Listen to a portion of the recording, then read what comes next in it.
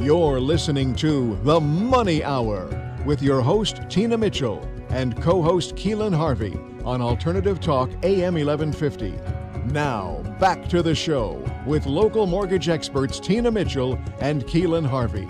Welcome back to The Money Hour on 1150 AM KKNW, the Saturday, March 30th show. I am your host, Tina Mitchell. And your co-host, Keelan Harvey. You're local mortgage experts. It's a great day to talk about money, and that's what the show is about, how to make money, have money, keep your money, have a better quality of life for you and your family. If you're hearing our show at a different time or day, you are listening to a rebroadcast, but we're here to connect you with the guests that we have on the show. Please call the show at 1-855-400-1150. Again, that's 1-855-400-1150 or online at themoneyhour.com. And in studio right now, we have Sean Winkler with HomeSmart ION Realty, Mill Creek, the perfect storm facing high net worth clients. Sean, welcome again, and first time guest today. Yeah, thank you so much for having me come out. I really appreciate it. Absolutely. And a little bit about Sean. Sean was born and raised in Washington State. Prior to entering real estate, Sean was a butcher for Haggen for 10 years and sold luxury vehicles at Audi for 5 years. It is in these careers Sean learned how to listen and service clients at the highest level.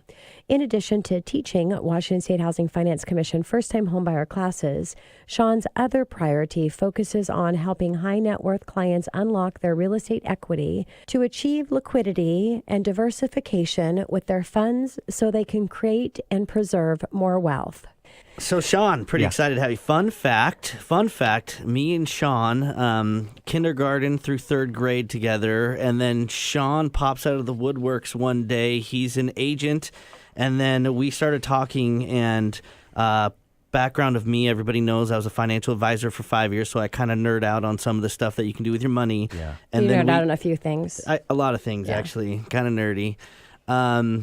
But we got onto this subject, and I'm gonna let you take it on the subject. Thanks. But a really interesting way, a spin-off of a 1031, completely different, but could present a lot of value. Hence, Sean is here today. So the perfect storm facing high net worth clients. Sean, how much generational wealth will be transferred in the next 20 years? Because that's going to tee you up perfectly for why this is valuable for people. Right. Yeah, great question. So 10,000 people a day are turning 65 years old. So we have a lot of baby boomers sitting there on highly appreciated assets. And according to the American Bankers Association, $17 trillion with a T is going to pass from the boomers to the next generation, whether that's millennials, Gen Z, whatever you want to call those folks. There's going to be a giant wealth transfer coming from one generation to the next, and it's going to be kind of the biggest transfer of wealth in the history of mankind, if you think about it. So there's a lot of opportunity there. And it's coming from a generation that saved money. Yes. So it's a little bit different than our generation because we weren't as big as savers as our parents were. And so there's a lot of wealth there. We'll see what we'll be able to pass on to our kids is based on how we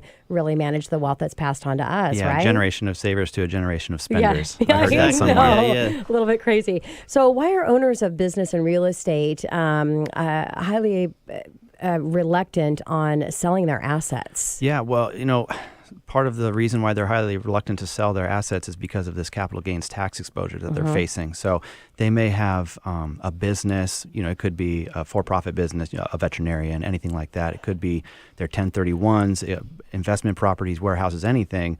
And they're just looking at this capital gains tax exposure like, shoot, what am I going to do? I don't want to pay the government, because if you think about it, they're the silent partner that dips their hand in there. They get 20 to 30%. They have no downside and 100% upside. So they want to protect and preserve their wealth, and I think there's a strategy to do that. Works out pretty good. Well, that's why we have you here. Thank you. That's what I'm saying. It works out pretty good for them, huh? Yeah. Sean, tell our listeners, what is the maximum capital gains exclusion for a single or married person? Sure. So IRC 121 allows you to exclude $250,000 if you are single and up to $500,000 if you're married, and that's a lifetime exclusion. But anything above that, you're kind of on your own. You need to figure out a strategy of what to do. And that's a lifetime exclusion. Or you're going to get taxed. You're going to get big taxed. big time. And, so why we're here because you're really bringing in something that I've been doing mortgages for almost a quarter of a century. And I feel that I know a little bit about everything when it comes to all the creative finance options, even outside of my arena. But this one was a new one for me, and it's deferred sales trust. Yeah. Let's talk about that a little bit. So What is it? A deferred sales trust. It's a made up name to describe basically a trust, which is what something people do every day. Thousands of trusts happen, and an installment sale, and it's based on IRC 453. So Internal Revenue Code 453 allows you to do an installment sale like a seller carryback sale. However, instead of you carrying the note, your trust carries the note. So you become kind of the lender. And the trust is going to pay you based on the structure and the risk tolerance questionnaire that you fill out and how you direct the funds. So who are you finding that's getting super excited about this deferred sales trust? Yeah, so people kind of like we were talking about in 1031 exchanges, if you have been, and in a 1031 exchange, you have to buy like kind, first of all, and you have to keep buying bigger and bigger deals. So if you want to buy a smaller deal, what do you do? Because you have boot and where are you going to park that money? Yeah. And you could be also fully depreciated because you're going to take depreciation on those assets.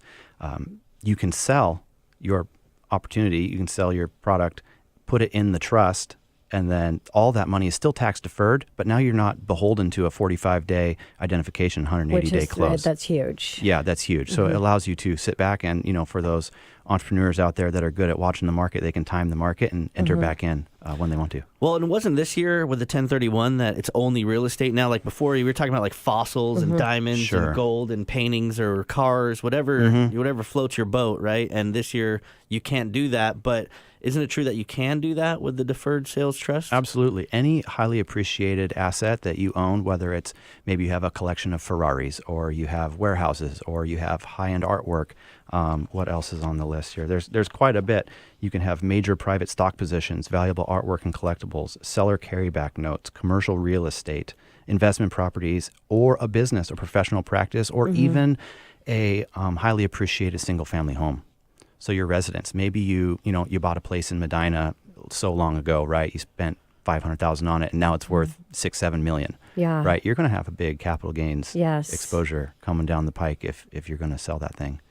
So, Sean, let's talk a little bit about the difference between a deferred sales trust and the 1031 exchange. Yeah, sure. So a 1031, like we know, it has to be like kind. Yes. So you have to buy another real estate investment. That's what like you have kind. to do. It doesn't have to be like kind like that home. I mean, you literally can have totally two separate, but it has to be real estate. And if let's say you sell a 1031 and for $1 million, but you want to go buy like the perfect $700,000 deal, then what do you do with that other $300,000? Yeah. Well, you got to pay tax on it, right? Well, what you can do now, you can use the deferred sales trust as a backstop. You can put that $300,000 in boot into your deferred sales trust. Yeah, wow. And protect yourself and create and preserve more wealth that you've already worked hard for, because those are your capital gains. Yes. To use how you see fit. Yeah. Well, speaking of capital gains, how can you reinvest the deferred capital gains? How do you do that? Sure, that's a great question. So what you can do, you can invest them into stocks, bonds, mutual funds based on your risk tolerance questionnaire, and you work with your financial advisor. And I recommend everybody run this by your own financial advisors, your CPAs. I'm not a tax guy, but this is all public information that you can find out there if you look for it. You can also redirect those funds to an LLC and then go out and buy another property. So you can redirect those funds tax deferred and go buy something else. So you could sell a fully depreciated 1031, put it in a deferred sale trust, and now go buy a new step up in basis and restart a depreciation schedule. Pretty powerful. Yeah, it is really powerful. And that's what really the show is about. That's why it's called the Money Hour. It's about bringing in experts in all arena that can really help you with your money. And I like how you mentioned you're not a licensed CPA or financial planner. And, it takes everybody involved to get everything lined up that's going to be best for you. Talk about estate planner and bringing in a estate planner for this to work through that as well. So have all the best people working for you so they can help you navigate through this financial maze and pick the best option for you. So let's talk about the legality of this. And I mean, again, you don't hear a lot about it, but it's been around for 20 plus years. So Yeah, so they've been This is around legal. for yeah, this is legal. So they've been around for about 22 years. They've closed over 2,000 transactions for over $1 billion in assets. They have been randomly audited by the IRS 13 times, and they've all come back as no change audits. So the IRS is fully on board with this. They're okay with how you're structuring this. It's just a really clever way for an installment sale. Seller carryback installment sale. So they did a full audit in 2008, went for about 2 years, and they came back and said, no change, you're all good there. So you also are... The IRS says it's okay, it's okay. Yeah, they say it's okay. And you have audit defense for the lifetime of the fund. So when we set up this deferred sale trust, if you do close, part of the fee of setting this up, that covers audit defense for the lifetime of your trust. So if IRS ever does come and audit you, you're already defended. That's no additional cost or fee. Yeah. That's super exciting. I'm thinking for all the flippers out there and the limitations with that, Yeah, you can't 1031 a flip. No, you can't. And I mean, the potential of leveraging is as well. Can you talk just a brief moment about kind of leveraging that, a deferred sales trust, and how that could work for somebody that maybe want to invest in real estate? Yeah, absolutely. So let's say, let's use $5 million as an example, right? You sell your deal into the trust, $5 million. Now, the trust it's a note, and you have to maintain that note. And so you need to keep about 20% in that note to keep it going. Okay. But you can take 80% out of there and redirect it. So you could use that as a down payment, right? Because you can partner with an LLC. Okay. So you redirect, let's say you redirect $4 million and go at 20% down and go get an 80% loan and go buy something even bigger. So you can leverage your tax deferred capital gains into something even bigger if you want to. Yes. Maybe you don't want to. Sure. Maybe you're like, you know what? I'm just going to let the money sit there, and anything that it makes after fees, I'll take that. Right, so you can create an income stream off of it. 1099 interest income is what it would be.